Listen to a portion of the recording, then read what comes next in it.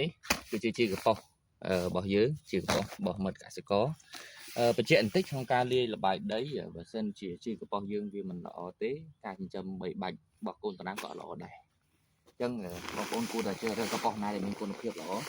នៅក្នុងការលាយល្បាយដីអញ្ចឹងអានេះខ្ញុំចាក់កប៉ុសទៅនៅក្នុងសកៃដូងតែម្ដងទៅដើម្បីយើងធ្វើការច្បល់និងលាយល្បាយទៅសពបញ្ចូលគ្នាអញ្ចឹងយើងចាក់យើងមើលលៃមកល្មមថានឹង30% នៃល្បាយហើយតមកយើងច្បល់បញ្ចូលគ្នាទៅ